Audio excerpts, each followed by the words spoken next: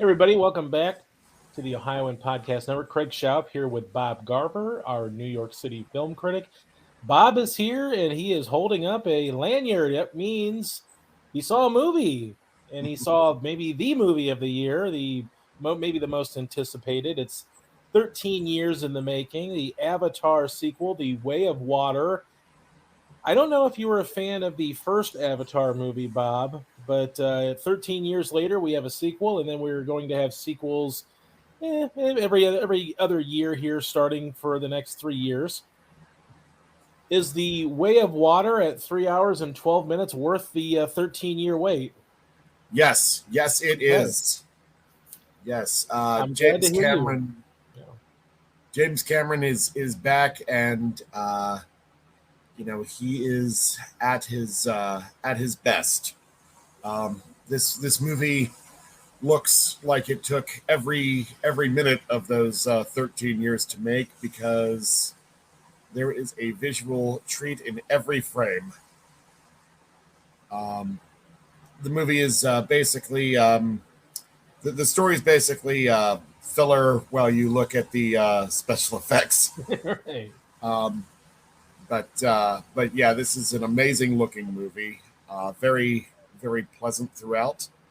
The story follows Jake Sully, Sam Worthington from the original movie, Yep. and he now has a family with Zoe Saldana's character and their 4 kids. They're all Na'vi now. They're under attack by an avatar of Stephen Lang's character from the first movie. Apparently, he made some sort of backup before he died. Backup of his body, an avatar. He's a Na'vi now. It doesn't. The thing with Stephen Lang, it doesn't make a lot of sense, but it's an excuse to have Stephen Lang as the villain again, which is, as long as you get there, it's a-okay. Sure. But they're under attack. Their family is under attack, so they move. They decide to stop being tree people, and they go and become reef people, and that allows Cameron to do all sorts of things with water special effects, with underwater plant special effects, with underwater creature special effects.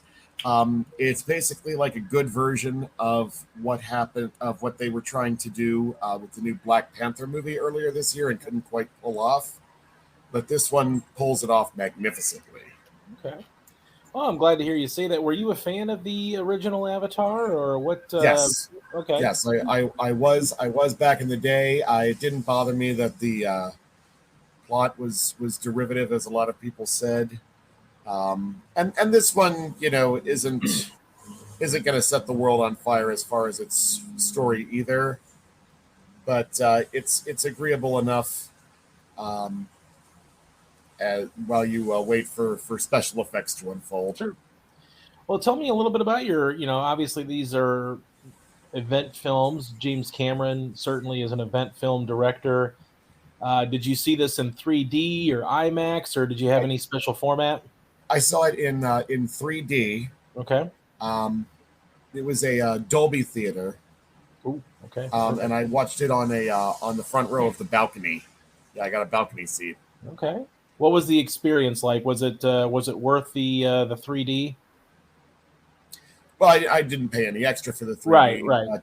But yeah, the 3D, first of all, used to excellent effect, and it looks great. Well, fantastic. A lot of it looks like a ride at a theme park, or maybe a video game. I'd say theme park in its best moments, video game in its worst moments. Okay.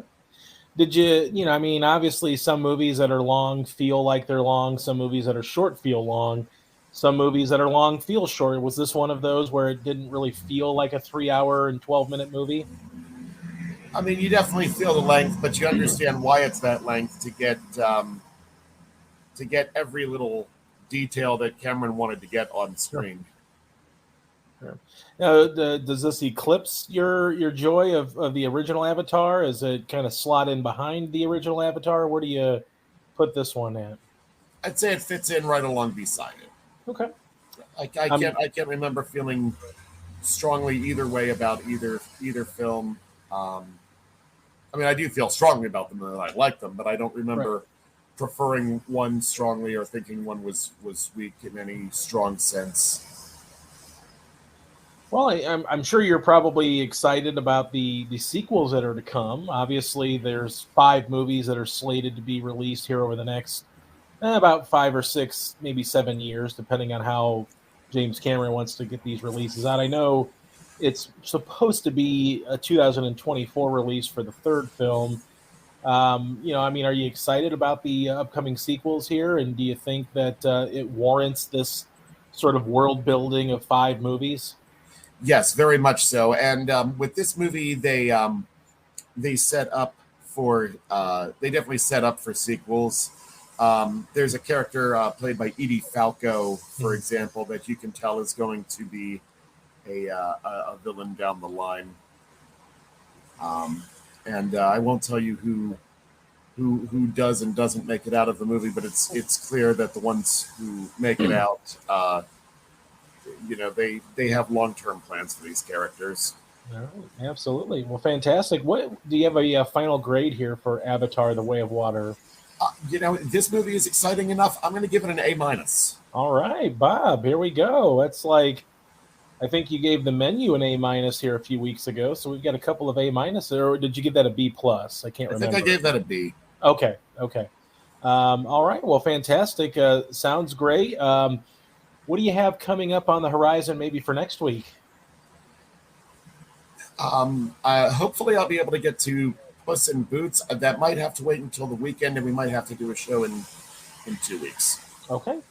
Well, maybe also while we do that, if we do decide to hold off, we can still do sort of an end of the year recap, maybe some of your favorite movies from 2022. That might be nice. Yep. All right. Fantastic. Bob, as always, appreciate your time. I'm assuming you're probably getting ready to, get in line for another screening of Avatar. Is this a movie you're going to see a couple of times, maybe?